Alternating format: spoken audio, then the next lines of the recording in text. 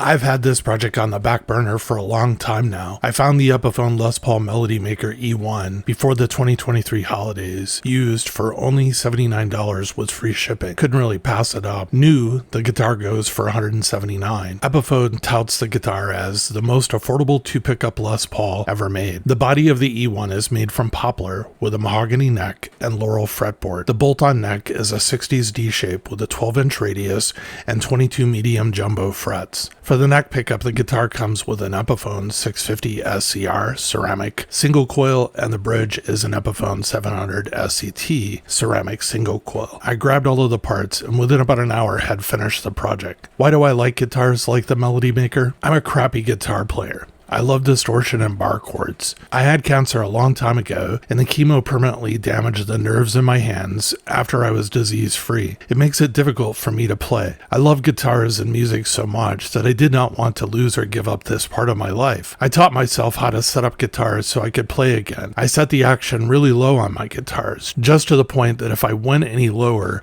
it would actually give me string buzz. I grew up with not a lot of money. I gravitated to cheap guitars that I could afford. I know a lot of others can tell the same story. I love taking off on a distortion-driven chord progression and then having the drums come in behind me. The feeling you get from this is not like anything else. Pure endorphin surge. I am sure you know what I mean. I don't know why, but for some reason, to me, a cheap guitar can just do this the best. When I was young, I really did not like corporate-driven top 40 music, and I got into garage band style punk. I love the whole do-it-yourself scene. To me, the original student guitars like the Gibson Melody Maker helped generations of people get into music in a way that they could afford. It was not until much later in life, when I was making a comfortable income and I started to gravitate towards US-made name-brand guitars as some sort of status symbol, I started to dislodge myself from my roots and to become ashamed of playing cheap guitars. I'm really happy I got into this channel. It has set me on a path that allows me to enjoy the higher-end guitars, but also the less expensive guitars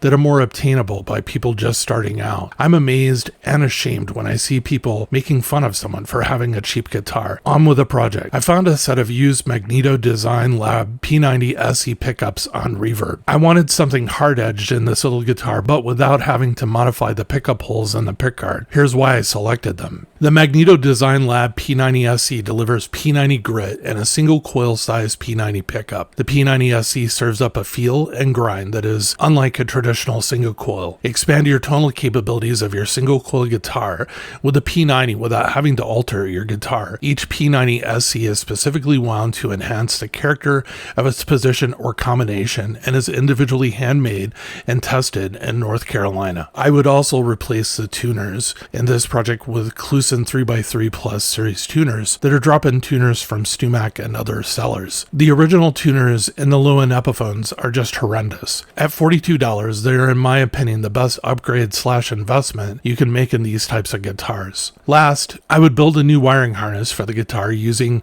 CTS pods, Switchcraft 3-way toggle switch, Tone Pro output jack, and a capacitor. So I want to deviate just a little bit. It's sort of a related subject, but kind of just a general topic. I get a lot of questions on the channel in the comments. One of the most frequently asked is, why do you see me tuning and setting intonation on the bench with a guitar flat and not in the playing position like it is recommended or expected, so it is the most accurate? Well, I am and I am not. Here's what I mean. I do a first pass tuning and intonation on the bench to get me in the ballpark on the guitar. This will get me to a point on the guitar where then, while in the playing position, it takes less time and is easier for me to finish with the final setup. Most of the time, I'm either assembling a new guitar or working on a guitar that has not been set up, so there's a lot of adjustment that needs to be made. That's why doing it initially on the bench just makes sense. Why do you not see this? Why do I not record all of this? Well, I've tried. Currently, I have 3 overhead cameras recording everything that I do on the bench. To record me doing things in the playing position, I have found just really does not work with this camera setup. I'm working on getting another camera with placement where you can see me doing things in the playing position. I hope that this answers this question.